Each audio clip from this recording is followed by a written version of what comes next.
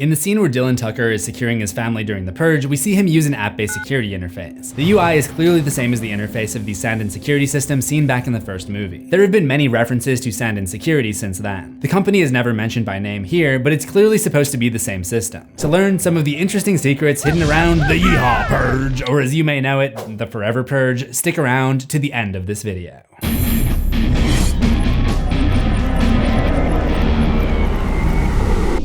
It's the Purge! The Yeehaw Purge! I still can't believe they didn't call it that. Huge misstep. The Forever Purge doesn't even make that much sense. Most of the characters in the movie call it the Ever After Purge, not the Forever Purge. So, the Yeehaw Purge was written by series creator James DeMonico and directed by Everardo Valerio Gaut, who had mostly worked in TV. His previous film was an award winner at the Mexican Academy of Film, so he was probably seen as a good choice to be able to direct a movie with scenes that contain both English and Spanish interchangeably. The use of language actually relates to one of our things you missed. So let's get into the cosas que te perdiste.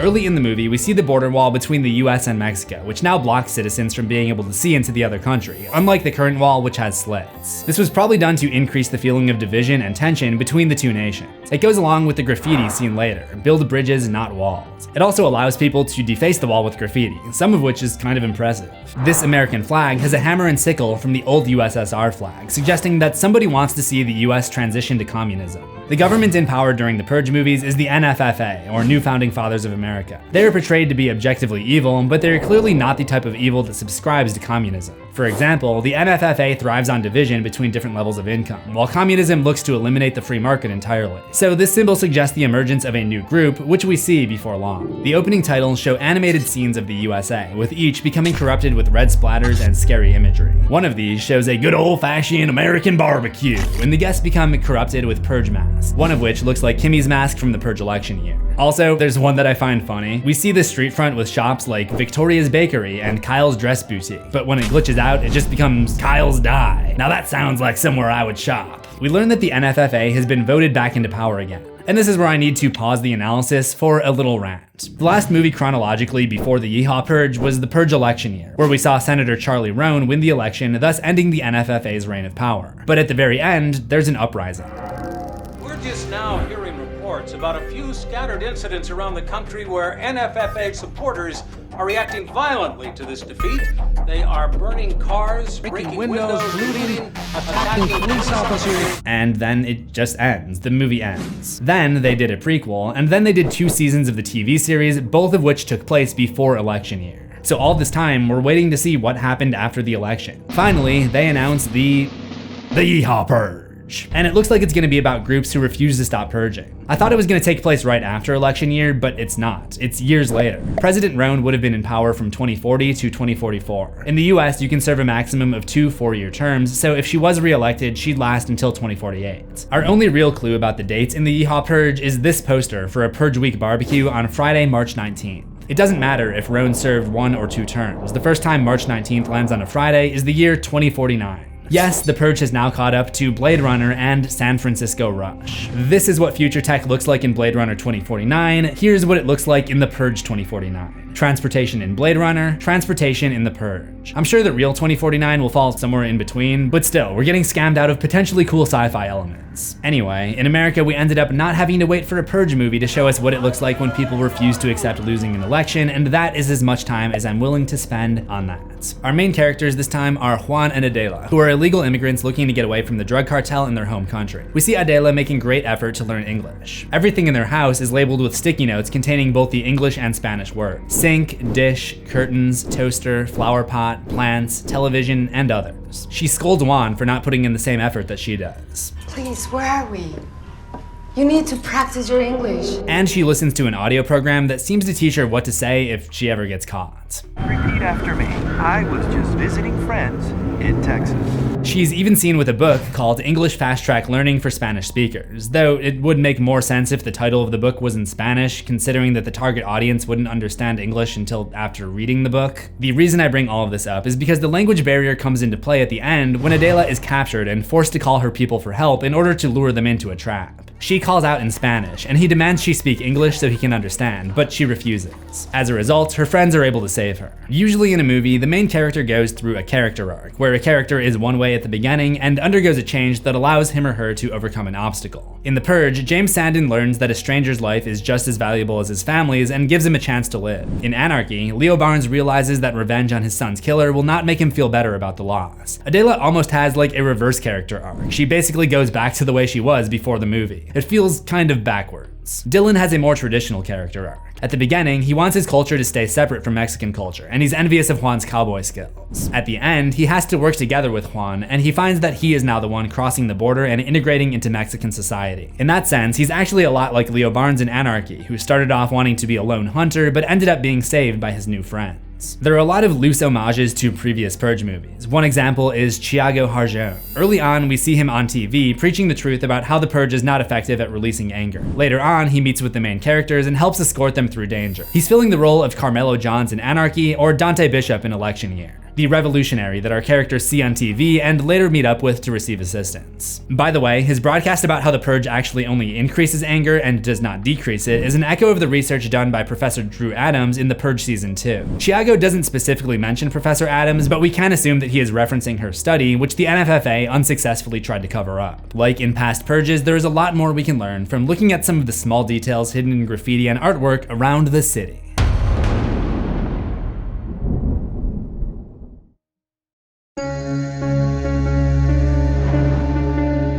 The immigrant character Adela works in a butcher shop. You may have thought about how this feels representative of the Purge, which temporarily turns the entire country into a butcher shop. In fact, the logo features two knives coming together. Different, but also reminiscent of the clash of knives seen on the official NFFA seal, which first appeared in Anarchy. This idea is further touched upon at the beginning of the Purge. As everyone locks down, we cut from the ranch, where all of the cattle are herded together in the dark, to the passengers on the bus full of potential Purge victims. It's very symbolic of how human lives are treated like cattle in this world. The bus, by the way, says Lemercier Public Schools on the side. It's named after one of the producers, Sebastian K. Lemercier, and this isn't the first time there's been a Purge Easter egg to reference him.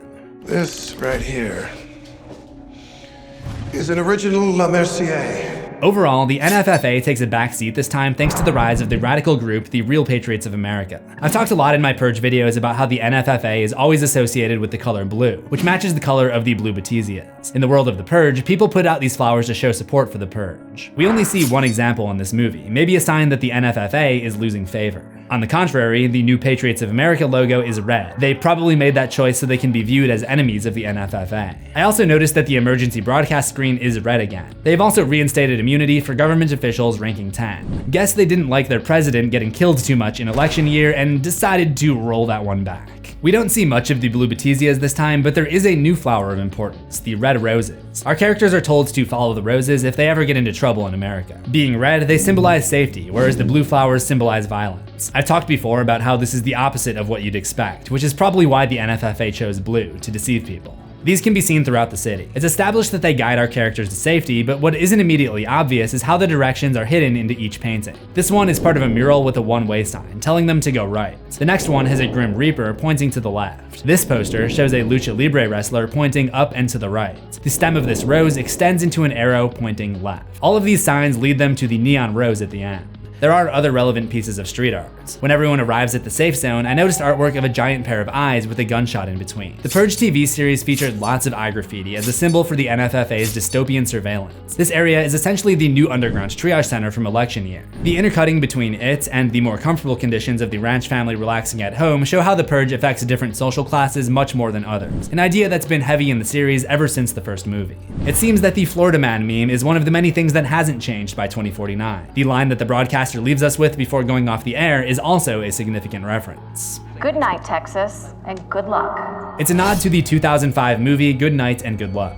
Good night and good luck. Yeah, that's the one. I talked earlier about the communist symbol appearing on the American flag at the border wall. Good Night and Good Luck is all about a group of journalists who try to expose the truth about American politician Joseph McCarthy, who was making reckless and unsubstantiated claims of communism around the time of the Cold War. The trailer for Good Night and Good Luck describes America during this period as a nation terrorized by its own government, Certainly not a far cry from what's going on in the Purge, only under very different circumstances. Good Night and Good Luck deals with the integrity of the media, which is not really an aspect of this particular Purge film. There's no journalist character in this movie. The only somewhat relevant beat is when the NFFA announces that anyone displaying the Ever After Purge flag will be arrested immediately, which of course would be unconstitutional in the United States because it would violate the freedom of speech. A lot like how McCarthy tried to silence his critics. The journalism aspect might be relevant if the filmmakers are trying to give themselves a pat on the back, essentially saying that they're making a brave statement through their art. The last few Purge films have gotten more and more pointed towards aspects of the real-life USA political situation. Again, not really interested in getting into that. So let's talk about franchise callbacks. As this Purge begins, we see scenes of purging happening around the city, as we often do.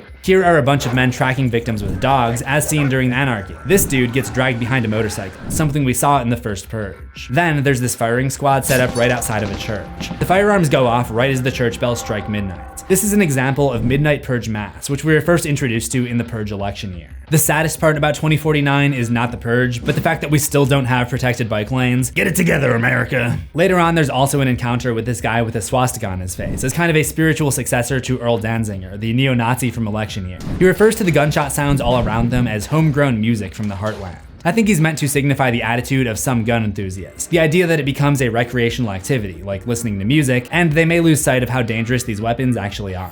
We meet this guy inside the police van, which is rounding up Ever After Purgers. In typical Purge fashion, this van gets rolled over. That's basically a tradition at this point in the franchise. It happened in election year and in season 2.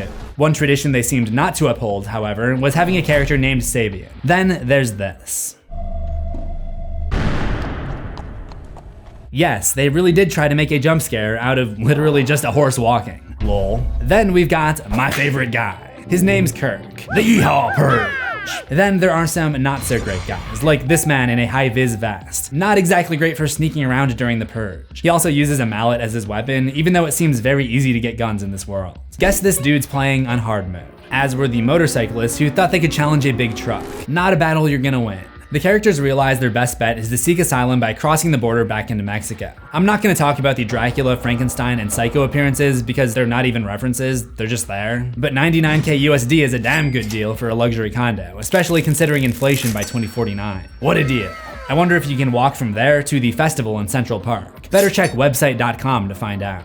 One of the things I like to do is scan all of the graffiti in the Purge films and see if there's anything interesting written. In my video on Anarchy, I talked about how they took a shot at Hollywood film producer David Neustadter by making a man named David Neustadter be one of the Purge victims found in the street. In this one, there's a message that reads, "Kill David dead." There's probably no connection, but if there is, wow, they're still not over this, are they? The mystery deepens. Anyway, the Native American Chiago is gonna help them get across the border, but not before we stumble upon a few more eye-opening details.